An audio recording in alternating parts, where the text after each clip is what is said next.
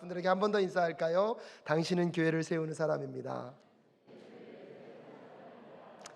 아멘이십니까?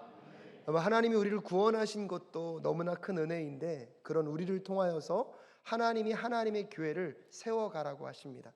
교회는 이 땅 가운데 하나님의 나라가 무엇인지를 보여줄 수 있는 하늘나라의 모형입니다. 또한 이 세상의 흐름 가운데 같이 사는 것이 아니라 이 세상의 가치관에 저항하며 하나님의 나라의 대안을 제시할 수 있는 하나님의 뜻을 이루어내는 공간이 교회임을 잊지 않고 살아가는 우리 모두가 될 수 있기를 간절히 소원합니다.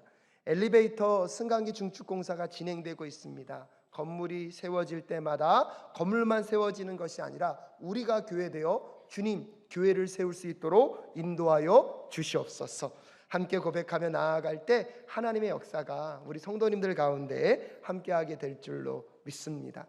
느헤미야도 하나님의 그 부르심을 받고 그래서 무너진 성벽을 마치 이 시대의 교회를 세우는 마음으로 세워가고 있습니다.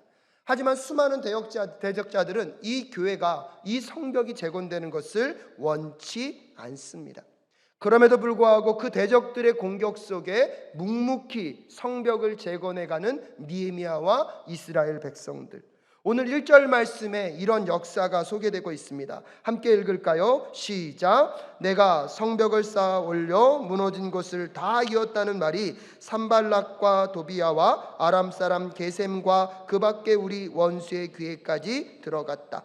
그러나 그때까지도 성문들의 문짝은 만들어 달지 못하고 있었는데 라고 이야기하면서 무너진 성벽이 이제 다 재건이 되고요, 서로 뭐 했대요? 연결되었대요.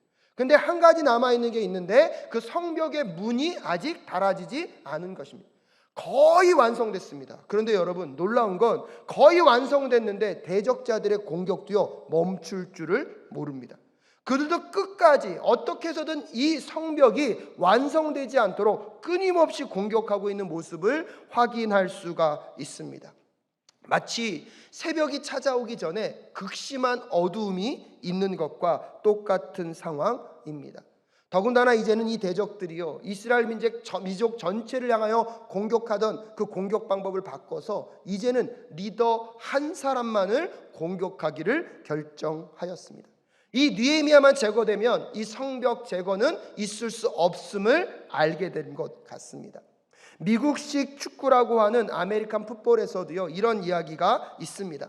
경기를 쉽게 이기기 위해서는 공을 배급하는 사람을 쿼터백이라고 하는데, 이 쿼터백 한 사람만 쓰러뜨리면 그날 경기는 쉽게 이길 수 있다. 이 대적들은 그래서 알고 있는 것 같습니다. 이제는 다른 사람 필요 없다. 느헤미야 한 사람만 쓰러뜨리면 이 성벽이 재건되지 않을 것을 알고 이제부터는 그들의 모든 공격의 모든 에너지와 힘을 느헤미야에게 총공세를 가하고 있는 것을 볼 수가 있습니다. 특별히 오늘 본문 말씀을 가만히 읽어보면 대적들이 느헤미야를 무너뜨리기 위하여서 압박과 그가 두려움을 느끼도록 하고 있는데요, 그 세상의 압박과 두려움 속에 느헤미야가 어떻게 승리를 거두고 있는지 함께 점검해 가면서 우리 성도님들의 삶 속에 어떤 두려움이 있습니까? 어떤 세상의 압박이 있습니까? 승리할 수 있는 비결을 오늘 발견해가는 우리 모두가 될 수 있기를 주님의 이름으로 축복합니다.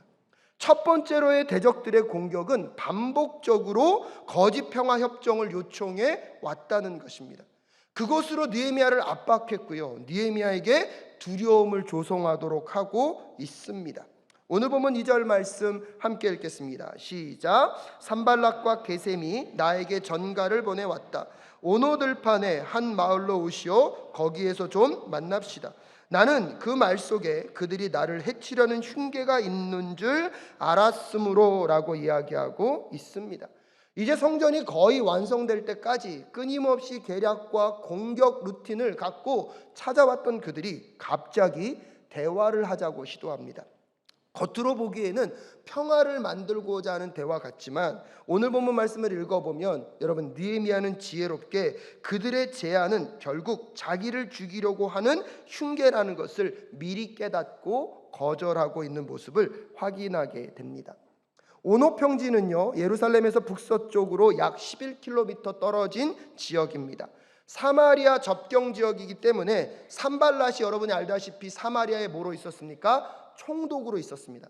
그렇기 때문에 이 오노 평지는요, 산발랏이 미리 느헤미야가 오기 전에 복병들을 매복해 놓고 느헤미야가 오면 느헤미야를 제거하기에 너무나 좋은 지형입니다. 거기다가 이 느헤미야가 이들과 협상하려고 가는데 하루, 오는데 하루가 걸립니다. 그럼 리더가 없는 상태 속에서 이 성벽 완성하는 과정 중에 이틀이란 시간이 멈춰질 수밖에 없는 것입니다. 그런 모든 내용들을 알고 있었기 때문에 느헤미야는요, 그들에게 어떻게 대답합니까? 3절 말씀 함께 읽겠습니다. 시작.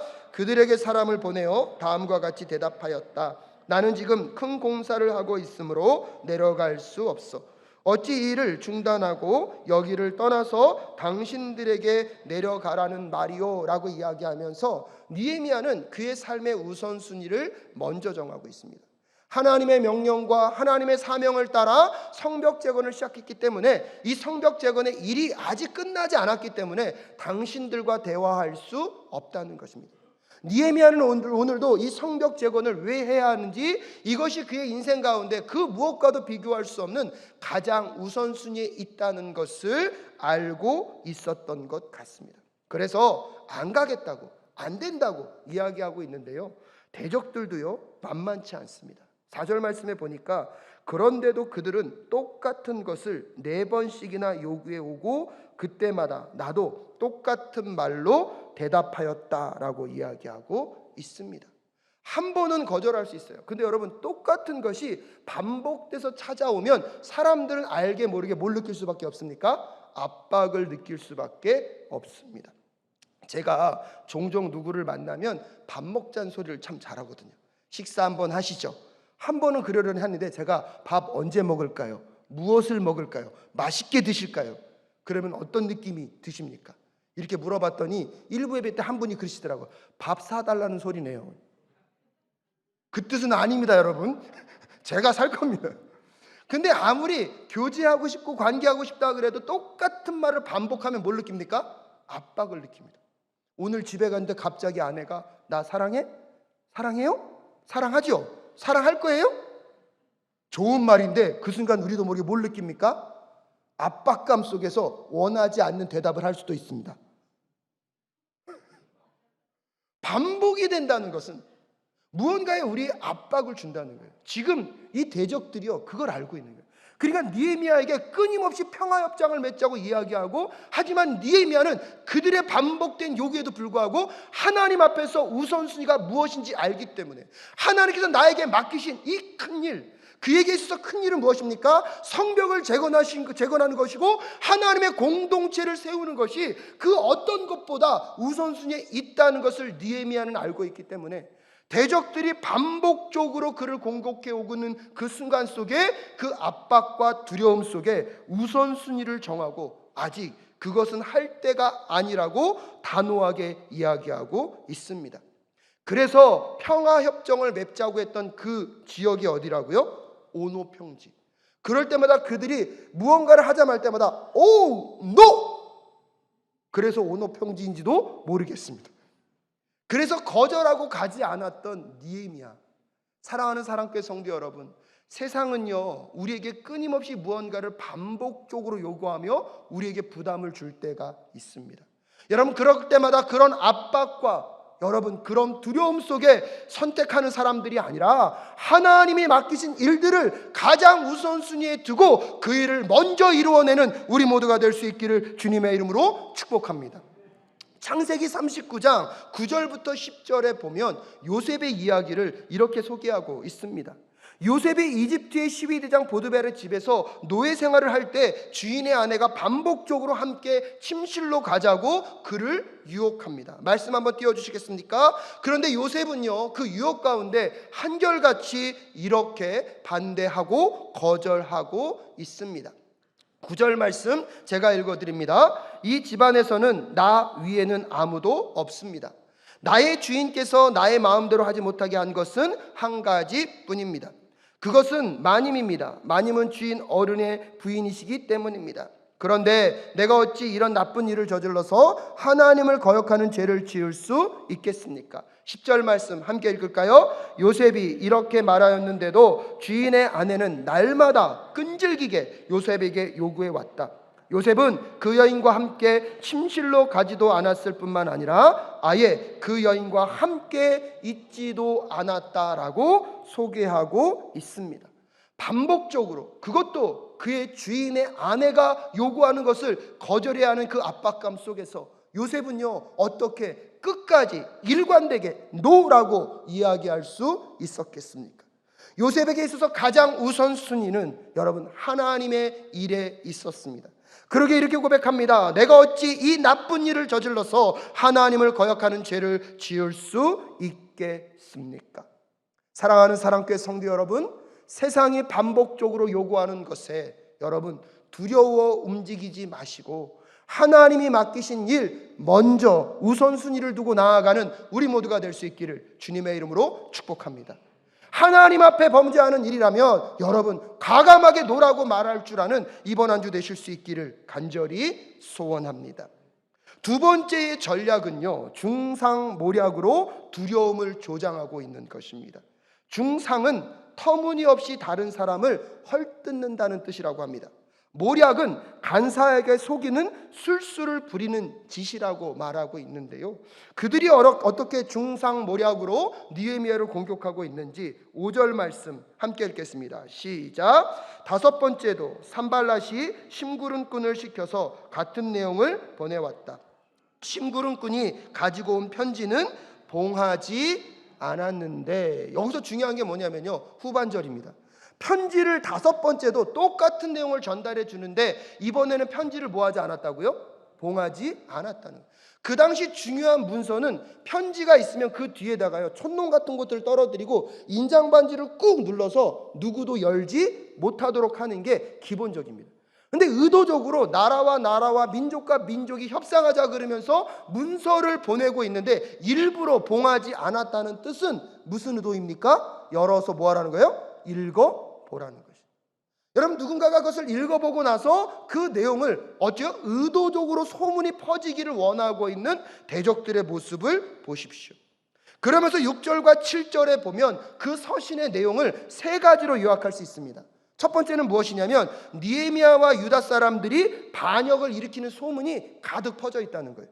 그리고 두 번째 이야기는 뭐냐면 이것이 심각한데 느헤미야가 유다의 왕이 되려고 한다는 소문이 있다라고 얘기하고 있고요. 세 번째는요, 이제 그것을 더 확정짓습니다. 느헤미야가 왕이 되었음을 선포할 예언자들도 이미 다 임명했다는 소문이 있고 이제 이 소문이 바벨론의 왕에게, 페르시아의 왕에게 전달될 텐데 이러면 느헤미야가 얼마나 큰 위기와 민족이 어려움을 당하겠습니까? 그러니까 이 서신을 갖고 그들이 얘기하는 것입니다. 이 소문을 빨리 해결해야 되니까 만나서 이야기하자는 것입니다. 하지만 여러분, 내용을 가만히 들여다 보십시오. 사실인 것은 하나도 없습니다. 악의적인 유언비어와 지금 느헤미야를 공경에 빠뜨리기 위한 중상모략만이 가득할 뿐입니다. 하지만 여러분, 문제는 무엇인지 아십니까?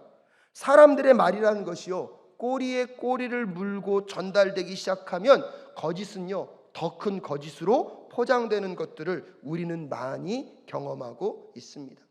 이 서신의 내용이 퍼진다고 한들 이스라엘 민족들도 어떤 의미에서 보면 그것이 사실인 것을 알 수 있습니다. 근데 문제는요, 아니땐 굴뚝에 연기 날까? 그리고 그런 소문에 자기의 신념, 자기의 생각, 자기가 생각했던 모든 것들을 다 섞어 넣어서 이 거짓 소문이, 이 거짓 뉴스가요, 얼마나 큰 가십과 사람들 사이에 오해를 만들어내는지, 공동체를 파괴할 만큼 이건 어마어마한 위력이 있다는 사실을 우리는 알고 있습니다. 특별히 어떤 일로 오해를 경험하게 되면, 여러분, 오해가 왜 무섭냐면 오해를 받게 되면 사람들은요, 자기가 부정되는 느낌을 느낀다고 합니다. 그래서 어떤 오해를 받게 되면 사람들은 큰 압박과 두려움 가운데 있대요. 여러분, 그렇기 때문에 이런 이야기를 한번 잘 들어보십시오. 나는 누구에게든 치명적인 타격을 가할 수 있는 힘과 기술을 가지고 있습니다. 나는 상대방을 죽이지 않고도 눌러 이길 수 있습니다. 나는 가정과 교회와 국가를 파괴합니다. 나는 어떠한 건장한 사람의 건강도 파괴할 수 있습니다. 나는 어떠한 담대한 사람의 인생도 파괴할 수 있습니다. 나는 날개를 타고 바다를 여행합니다. 순결한 사람도 내게는 무력하며 정의로운 사람도 내게는 무력합니다. 나는 진리와 정의와 사랑을 경멸합니다. 나는 나의 희생자를 전 세계에 거느리고 있습니다. 나는 바닷가의 모래알보다 더 많은 오해를 거느리고 있습니다. 나는 결코 망각하지 않습니다. 나는 결코 용서하지도 않습니다. 내 이름은 중상모략입니다. 모건 블레이크라는 사람이 중상모략을 이렇게 아티클에서 소개한 적이 있습니다. 사랑하는 사랑교회 성도 여러분, 거짓 뉴스와 중상모략, 남을 향한 그런 비방의 이야기들은 꼭 기억하십시오. 다른 사람들의 영혼과 육체를 가장 빠르게 파괴시킬 뿐만 아니라 나의 육체와 영혼도 파괴시킬 수 있다는 것입니다. 그런데 문제는 거짓 소문에 자신의 신념을 담고 자신이 하고 싶은 말을 담아서 오해를 더 크게 만들어 사람들에게 상처와 아픔과 고통을 주는 경우가 우리는 너무 많다는 것입니다. 이 오해 가운데 여러분, 느헤미야는 어떻게 반응하고 있습니까? 오늘 8절 말씀 함께 읽겠습니다. 시작. 나는 그에게 회답 보냈다. 당신이 말한 것은 사실이 아니요, 당신이 마음대로 생각하여 꾸며낸 일일 뿐이요 라고 아주 심플하고 담백하게, 그것은 사실이 아니라 진실이 아니라는 것을. 여러분, 그 소문이 퍼졌을 때 그것이 사실이 아니라는 것은 누구는 압니까? 자기 자신은 알잖아요. 자기 본인은 알잖아요. 그럼 기억하십시오. 느헤미야는 자신이 알 뿐만 아니라 코람데오 하나님 앞에서 살았던 사람이기 때문에 이 사실을 누구도 알고 계심을, 하나님도 알고 계심을 알기 때문에 아주 심플하게 얘기하는 거예요. 당신이 말한 것은 사실이 아니요, 당신이 마음대로 생각하여 꾸며낸 일 뿐이요 라고 선언하고 오해를 설명하거나 그 오해를 갖고 문제를 풀려고 하지 않고, 여러분, 느헤미야는 자기가 가야 할 그 길을 걸어가고 있습니다. 하지만 여러분, 사람들은 거짓 뉴스에 쉽게 반응합니다. 소문들과 특별히 안 좋은 이야기에 대해서는 너무나 많이 수군덕대는 것이 익숙해져 있습니다. 그러다가 나중에 그것이 사실이 아니면요, 이럴 때 제일 화가 나요. 아니면 그만이지. 상처는 상처대로 다 받고 오해와 중상모략은 다 당했는데 그 말을 전한 사람들은 정작 사실이 아니면 그만이지. 아니 땐 굴뚝에 연기 나겠어 라고 이야기하며 소문을 퍼뜨리는 것. 사랑하는 여러분, 공동체를 깨뜨릴 뿐만 아니라 여러분의 영혼을 파괴한다는 사실을 꼭 기억하실 수 있기를 주님의 이름으로 축복합니다.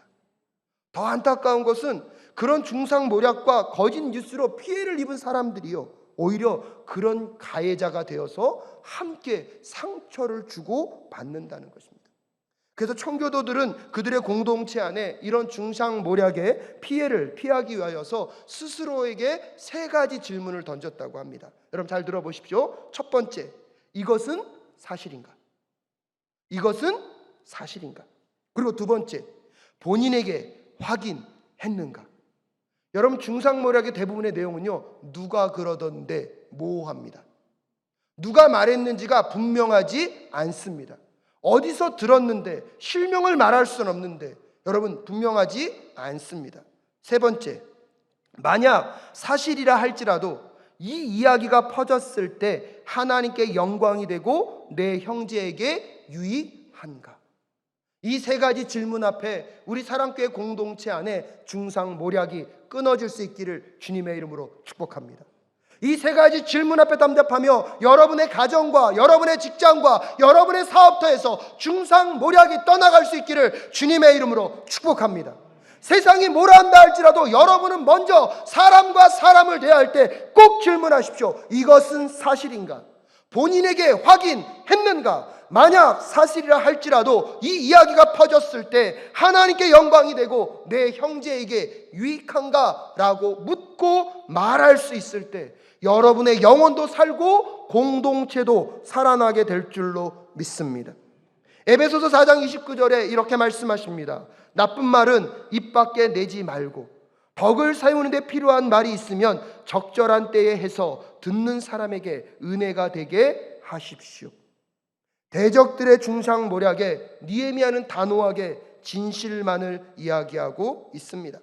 설명하지 않았고 사실이 아닌 것은 사실이 아니라고 분명히 밝히고 오해를 풀기 위하여 그의 에너지를 쓰기보다 하나님 앞에 진실한 그의 고백을 하나님 앞에 내어놓고 하나님은 아시기에 오늘도 코람데오 정신을 갖고 그에게 맡기신 사명의 길을 걸어갔던 느헤미야처럼 사랑하는 사랑교회 성도 여러분, 거짓 뉴스와 중상모략에 마음에 상처받는 것들을 멈추시고 하나님의 함께 걷는 그 여정이 되는 이 한 주 되실 수 있기를 주님의 이름으로 축복합니다.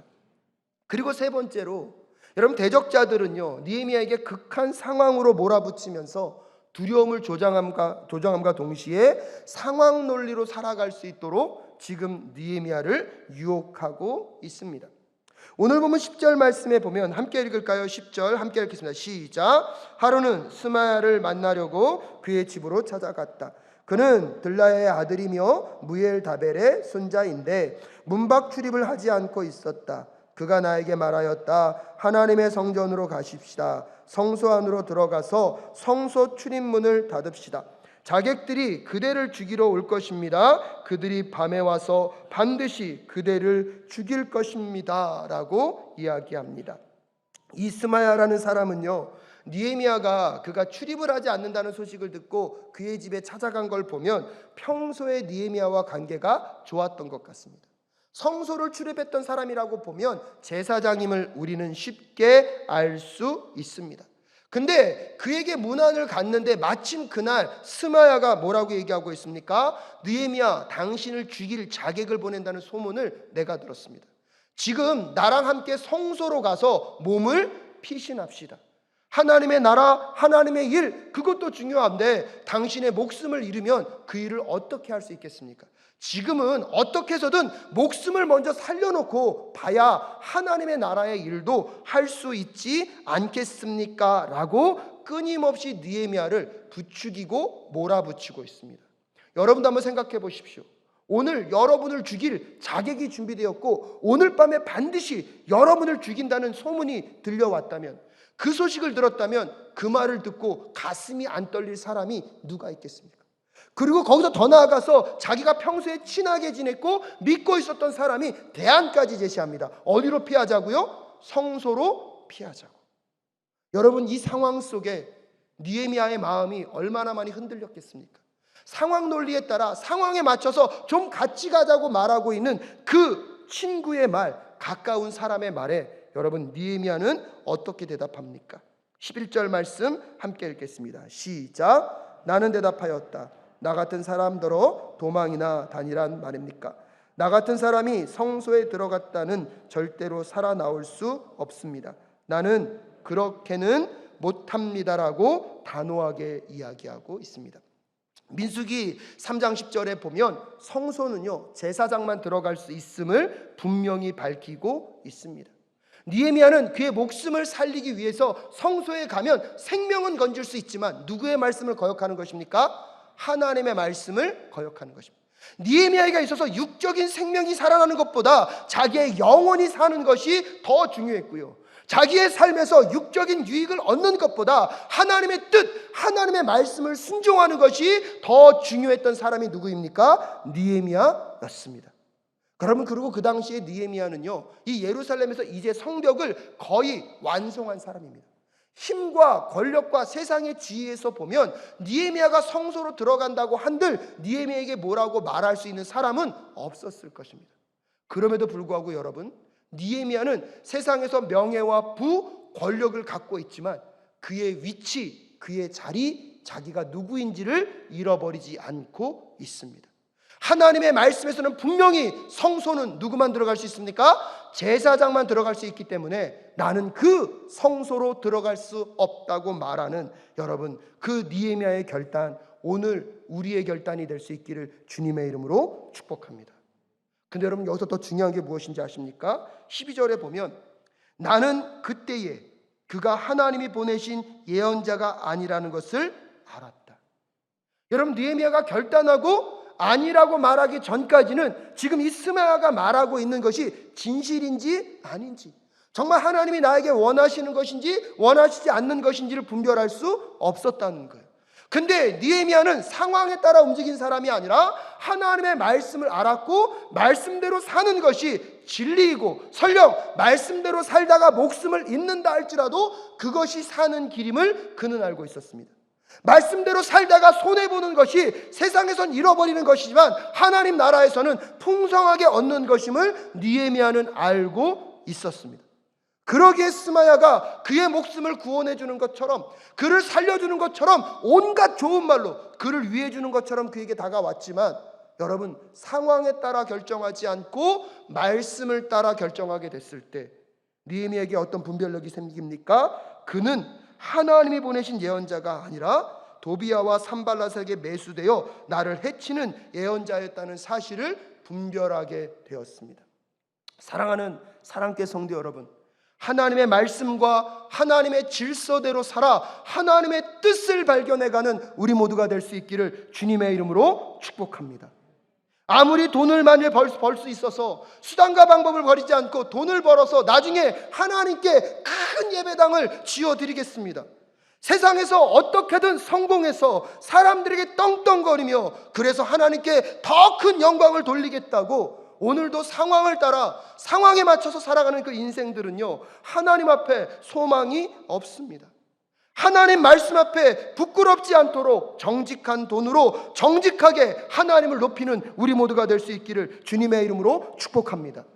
세상의 가치와 세상의 논리로 성공과 성취를 자랑하는 것이 아니라 하나님의 말씀과 뜻대로 작지만 겸손하게, 하나님의 말씀과 뜻대로 위대한 것은 아니지만 작고 사소한 것 속에 함께 하시는 하나님의 영광을 드러낼 줄 아는 하늘 백성의 삶을 살아가는 우리 모두가 될 수 있기를 주님의 이름으로 축복합니다. 그 여정 속에 하나님이 세상의 거짓과 하나님의 진리를 드러내실 줄로 믿습니다. 이 말씀을 하는 것이 저로서도 참 부담되지만 그럼에도 불구하고 여러분 기억하셔야 합니다. 목사가 말하는 것이 정답이 아닐 수도 있습니다.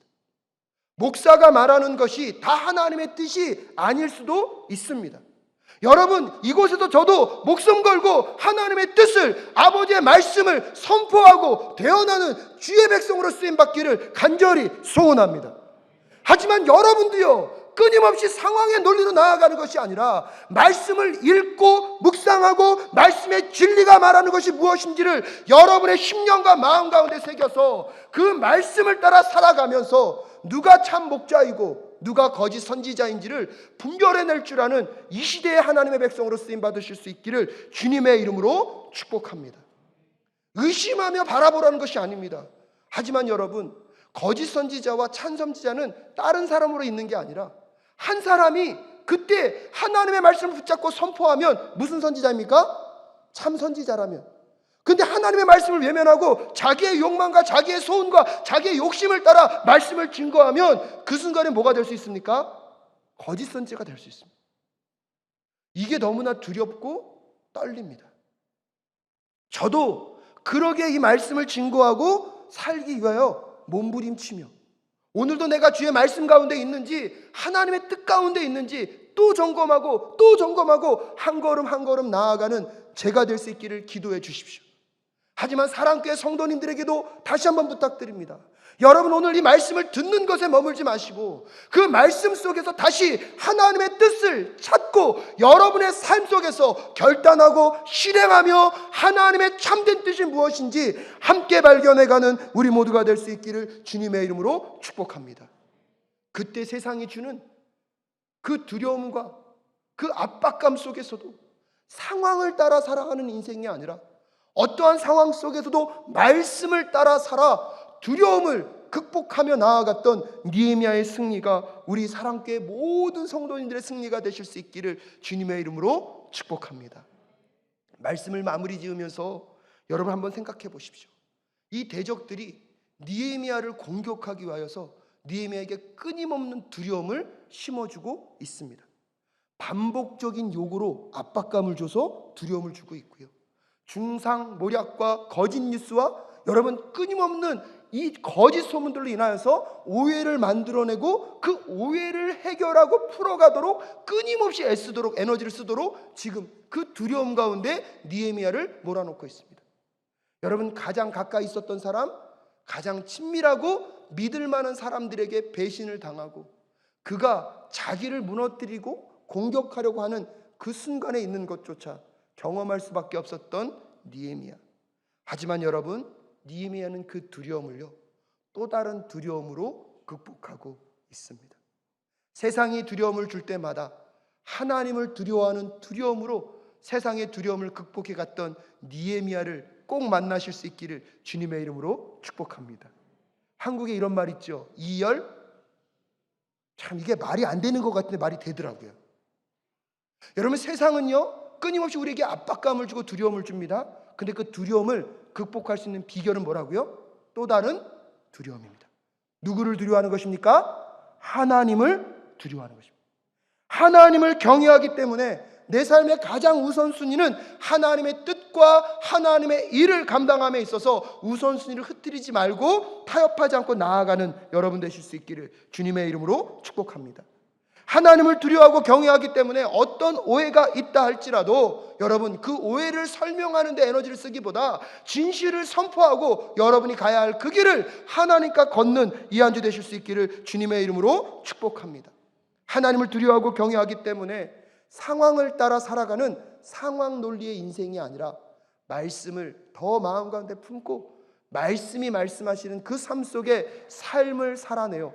무엇이 참이고 무엇이 거짓인지 드러내시는 하나님의 은혜를 경험하며 이 한 주를 또 두려움 속에 또 느헤미야처럼 승리하며 살아가시는 우리 모든 사랑교회 성도들 되실 수 있기를 주님의 이름으로 축복합니다.